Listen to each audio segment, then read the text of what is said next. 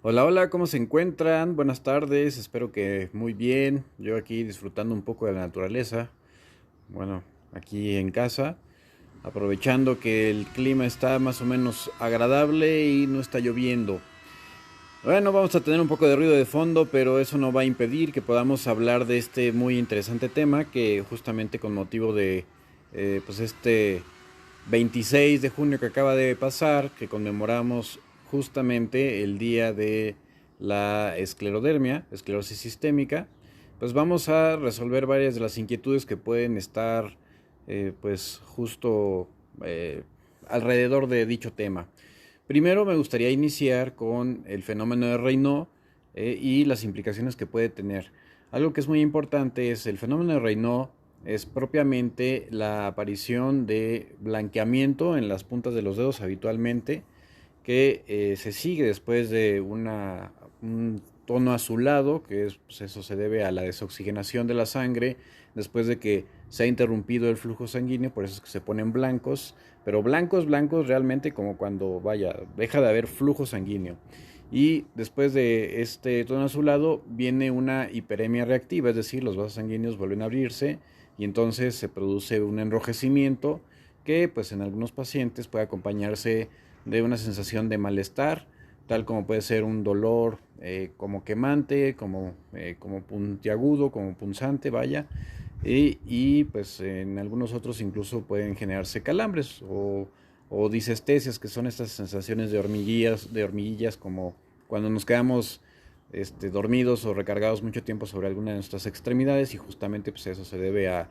que hubo un rato sin flujo sanguíneo y eso se genera un productos del metabolismo anaerobio, que es el que produce el dolor. Ahora, el fenómeno de Raynaud, afortunadamente, prácticamente en el 80% de las ocasiones no tiene ninguna implicación. O sea, es un fenómeno de Raynaud primario. Y este puede desencadenarse ya sea por exponerse al frío, a las vibraciones fuertes o incluso estímulos emocionales intensos que producen una descarga importante de adrenalina y noradrenalina, principalmente de la corteza suprarrenal.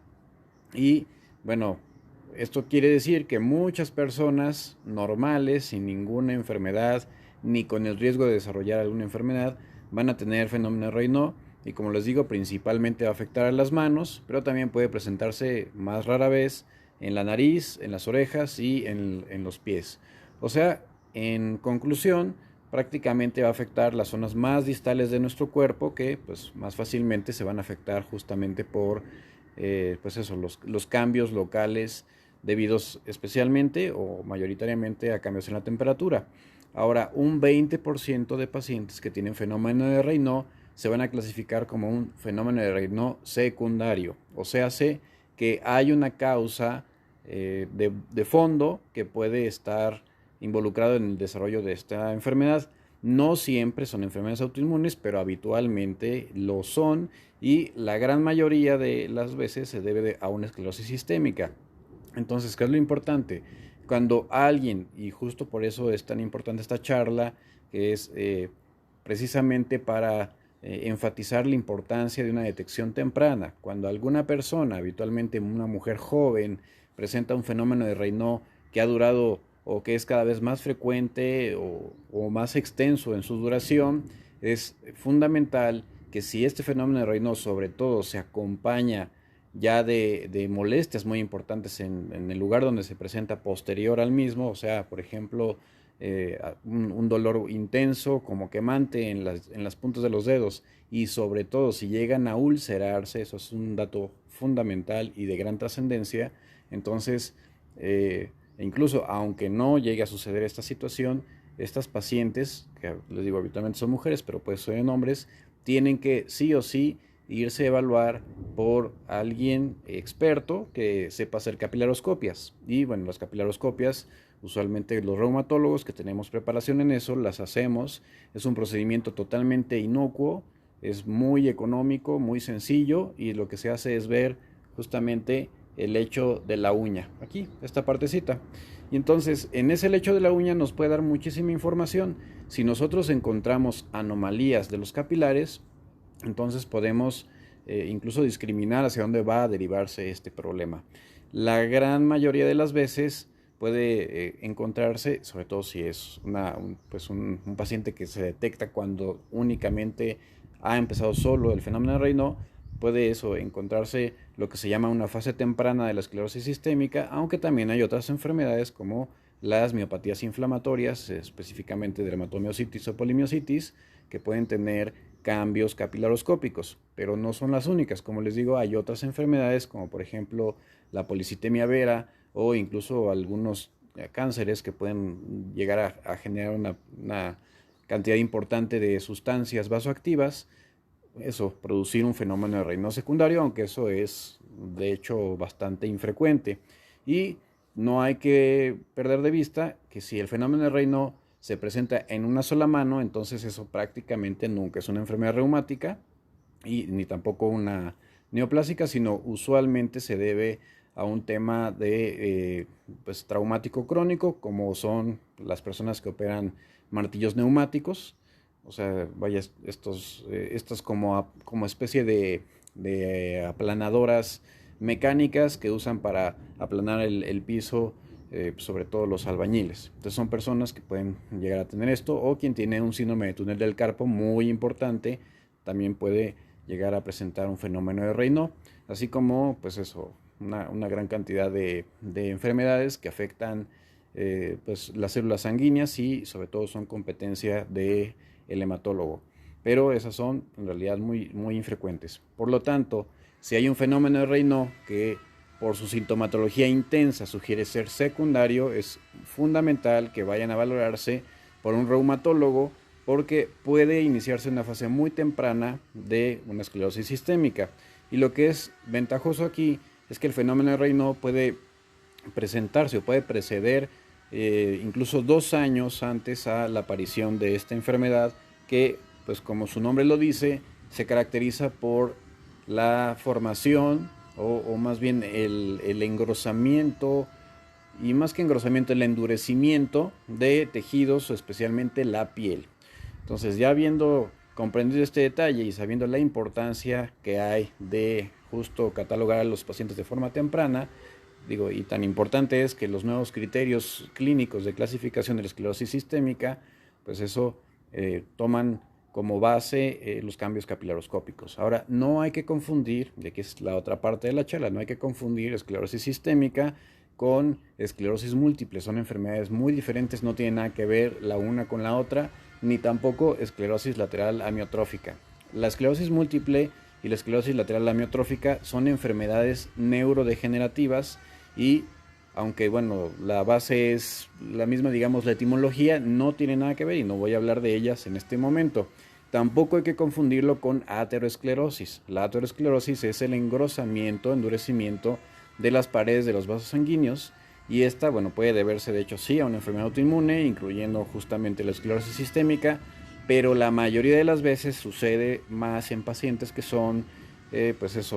diabéticos, hipertensos o que tienen en general alteraciones de los lípidos y factores de riesgo cardiovascular. Entonces, tampoco hay que confundirlo con aterosclerosis. La esclerosis sistémica es una enfermedad que se caracteriza por el depósito excesivo de colágeno, sobre todo colágeno, y la fibrosis resultante de los tejidos donde este se deposita, que en condiciones habituales sobre todo va a afectar la piel, especialmente tanto en la forma limitada como en la difusa, porque de acuerdo a la extensión de este impacto o de este daño en los órganos y en la piel, se va a clasificar a grandes rasgos en la sistémica limitada y la difusa. Y nuevamente, aquí también es importante, voy a hacer un paréntesis, no hay que confundir con las formas localizadas de esclerodermia. Ahora, la esclerodermia per se no es igual a la esclerosis sistémica. De hecho, la esclerodermia o la esclerosis de la piel puede suceder por muchas otras patologías, incluyendo, por ejemplo, algunas personas que reaccionan de forma inadecuada al gadolinio, que es un medio de contraste que se usa en la resonancia magnética, algún envenenamiento o intoxicación por aceites contaminados, como es el caso que sucedió en España por el aceite de colza, el uso de ciertos fármacos sobre todo en el cáncer, como la bleomicina, que pueden producir cambios pues muy similares. Y tampoco hay que confundirla con la enfermedad por neoadyuvantes, que tiene algo de parecido, pero no es exactamente la misma enfermedad. Esta por neoadyuvantes sucede en aquellos que pues usan aceites modelantes, ¿no?, para fines de vanidad, básicamente, y desarrollan una respuesta inflamatoria muy devastadora. Y propiamente las esclerodermias localizadas, como puede ser pues eso, la esclerodermia lineal o en Coupe de Sable, que es como un machetazo que puede afectar una parte de la cara y de hecho producir deformidades. Eso habitualmente afecta sobre todo a niños, en placas, y bueno, esas son en realidad lesiones que son muy localizadas en la piel y no tienen riesgo de tener compromiso de otros órganos, a diferencia de la esclerosis sistémica, que aunque sea localizada, limitada, o sea que no tiene tanta extensión en la piel, usualmente se acompaña de otras afectaciones en distintos órganos. Entonces esas es de las que vamos a hablar en este momento. Ahora, ¿por qué se llama limitada y difusa? Bueno, se llama de esta manera por sobre todo la extensión que alcanza a tener en la piel, pero ambas, ya sea la limitada o la difusa, van a característicamente afectar la piel de la cara, en donde pueden presentarse dentro de sus rasgos, digamos, más comunes, sobre todo cuando ya la enfermedad está avanzando, es el que la piel se ponga como acartonada, dura, se empieza a reabsorber las encías. De hecho, los dentistas o los odontólogos, si empiezan a encontrar cambios de reabsorción no explicados en los dientes, hay que pensar en esta situación, especialmente si se acompaña de retracción de las encías y pues eso, disminución de la apertura bucal, perdón. Entonces la cara de la piel, la piel de la cara y del cuello empiezan a experimentar este endurecimiento,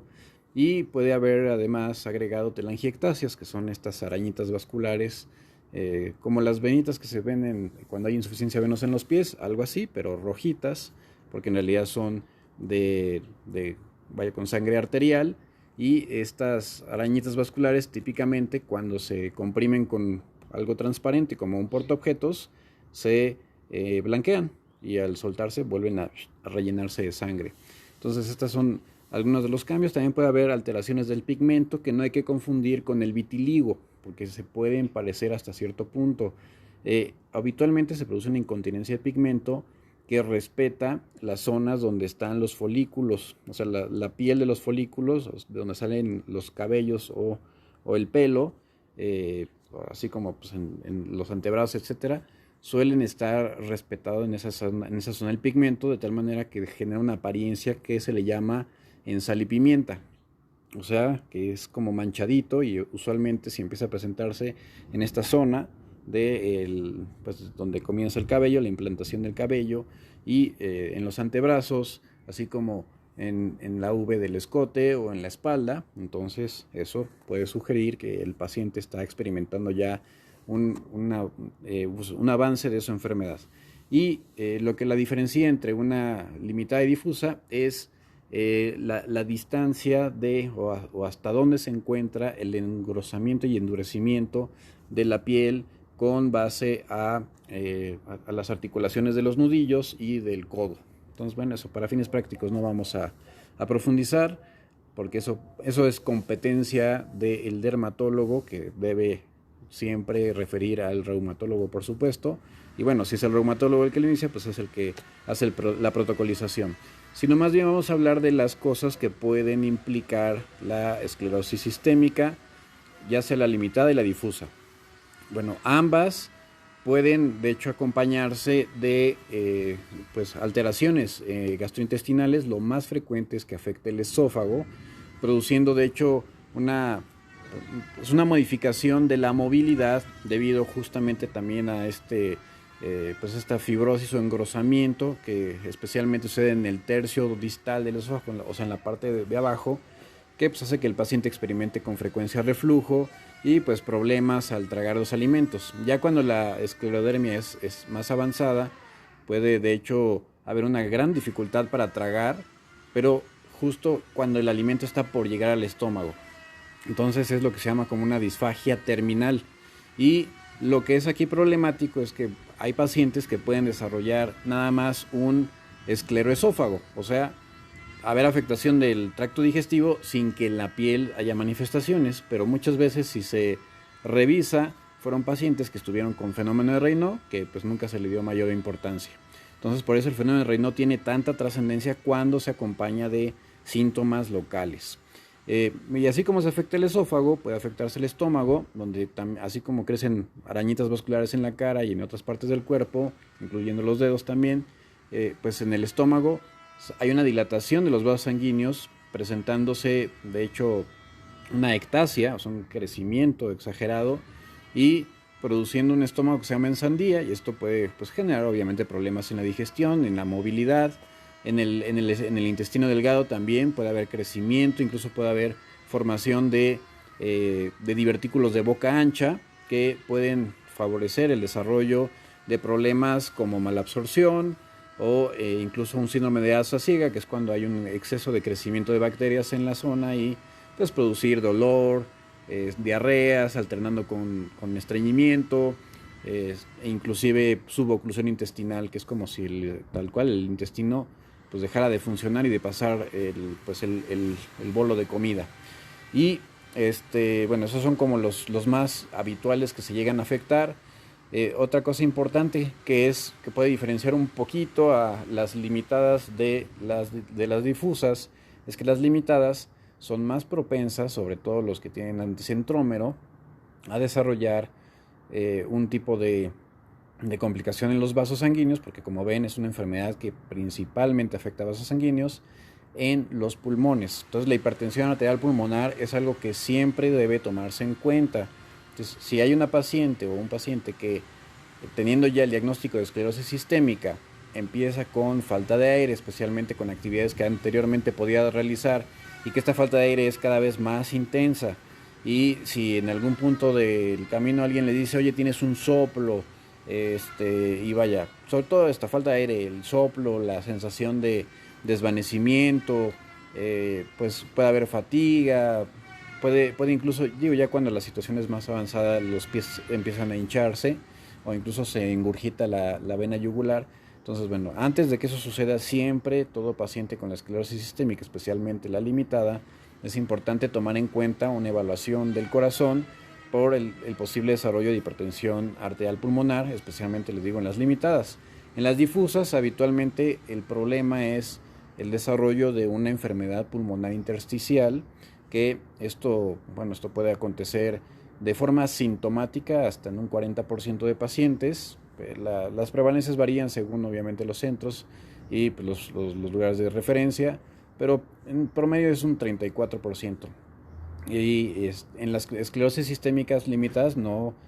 se eximen de esto, también puede desarrollarse esta complicación, y pues no es otra cosa que pues el desarrollo también depósito de colágeno en zonas del pulmón con inflamación variable que puede conducir a fibrosis si no se atiende de forma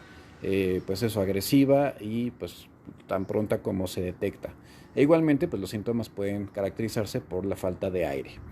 que son como digamos lo principal. También puede, en algunas formas de esclerosis sistémica difusas, pueden afectarse otros órganos como es el corazón, puede haber pericarditis, que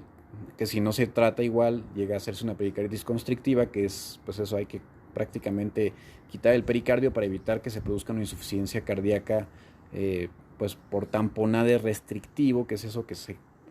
oprime por el pericardio, que es la membrana que recubre el corazón. Y así como hay afectación de estos órganos, pueden afectarse muchos otros. Otro que también hay que tomar en cuenta por su relativa frecuencia es la cirrosis biliar primaria. Bueno, sí, en realidad en este caso sería una cirrosis biliar secundaria,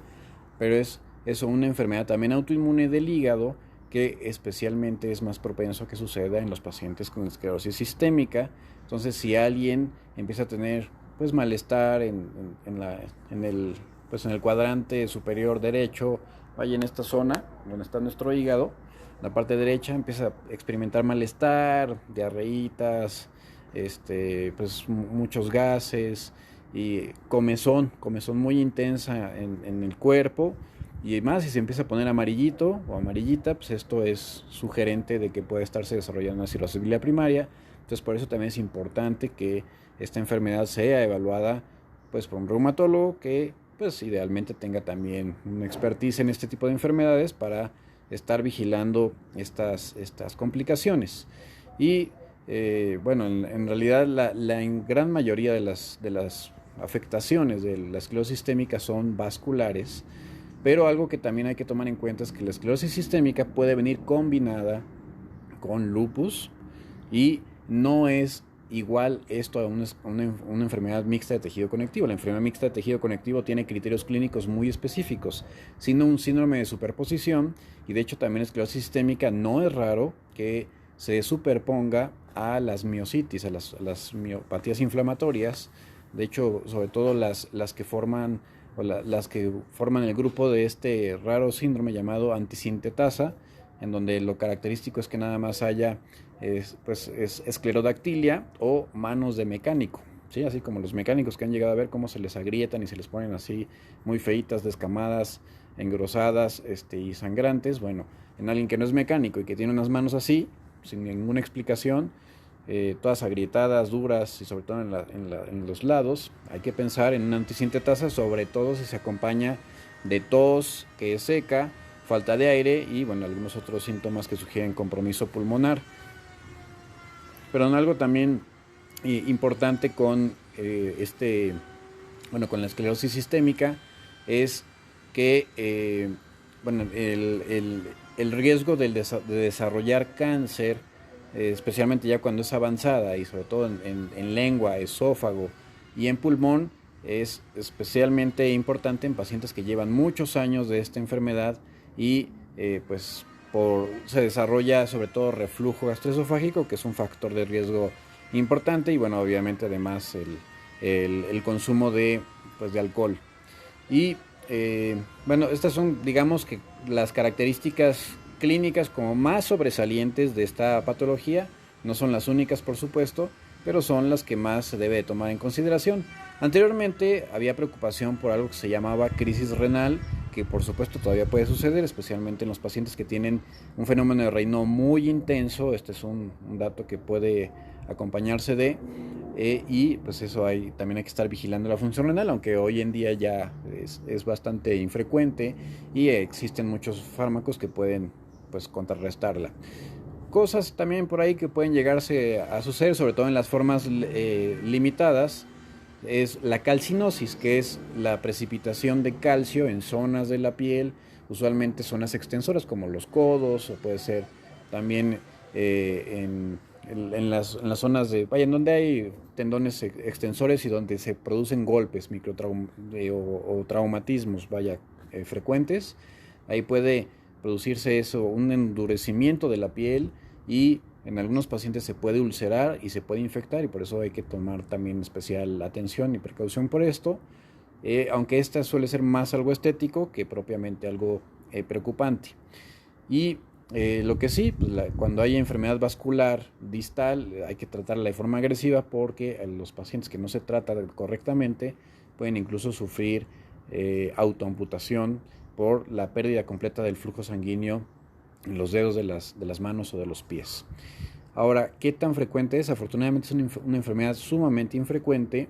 pero lo más relevante es que aunque afecte de 4 a poco más de 200 personas por millón de habitantes, o sea, sí es una enfermedad rara,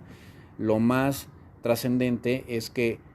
si se detecta más tempranamente o muy tempranamente, las posibilidades de pues evitar estos desenlaces tan funestos son mucho más altos que pues cuando ya son muy tardíos, en donde desgraciadamente es poco lo que se puede ofrecer. Existen hoy en día pues hay mucha investigación al respecto. Todavía no se puede decir que hay una terapia específica para esclerosis sistémica,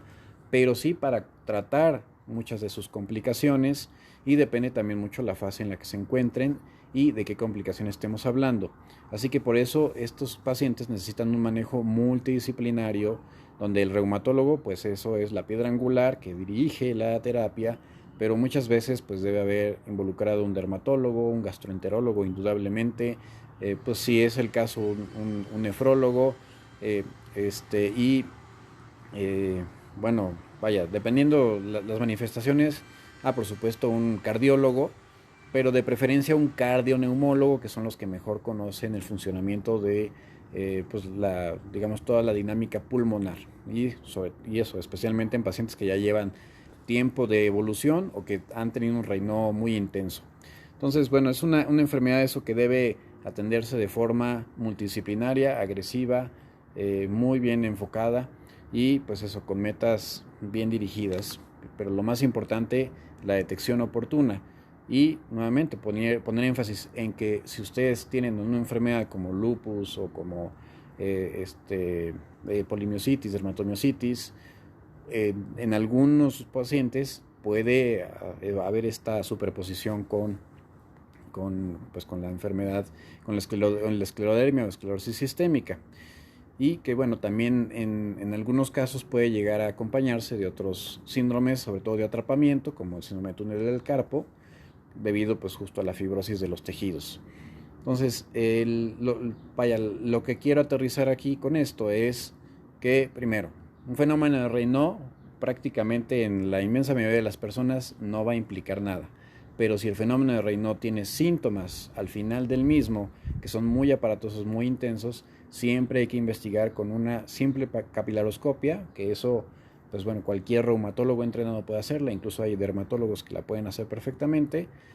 y pues si hay cambios anormales, se tiene que investigar al paciente, hacer un perfil de anticuerpos, que es muy importante este perfil de anticuerpos, que aunque es caro, permite discriminar qué paciente va a desarrollar una forma pues eso, limitada o una difusa, y también saber pues qué es lo que podemos esperar en un futuro y con base a eso iniciar una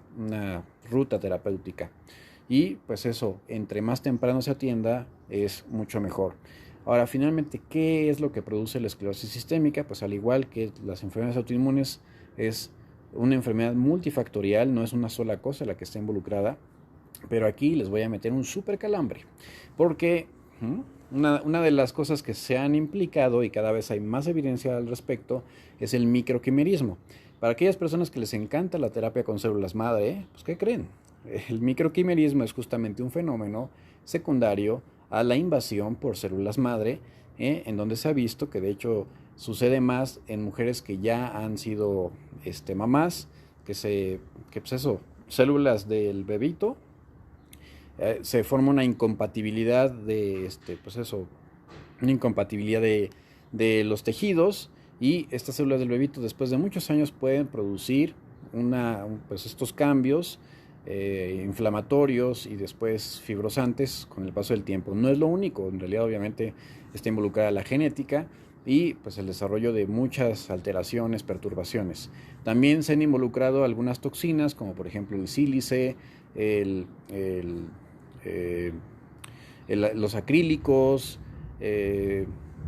hay otro que se usaba para usar, que se empleaba para usar para hacer plásticos, eh, pero se me fue ahorita el nombre. El aceite de colza, hay en realidad sustancias que también se han asociado con el desarrollo de esta enfermedad, así como también algunas infecciones que pueden detonar en quienes son genéticamente susceptibles, pues eso, la evolución de la misma o el desarrollo de la misma. Y pues están casi los mismos metiches de siempre, que son el Epstein-Barr, el parvovirus B19, el citomegalovirus, etcétera. Pero pues eso es lo más importante es pues tener un alto índice de sospecha, y pues en todo paciente que tenga alguna de estas características no perder el tiempo, ir con un reumatólogo, y más vale que te diga, ¿sabes qué? No, ni el caso, estás exagerando, a quedarse con la duda. Y bueno, siendo así, ¿cómo se sabe qué fue primero, el lupus o la esclerodermia? Pregunta, déjenme, voy a ir desde el inicio para resolver las dudas que hayan llegado. Saludos a Lili de Jaro, Ale Cantú, Liliana Sánchez, Malena López, Leticia Flores,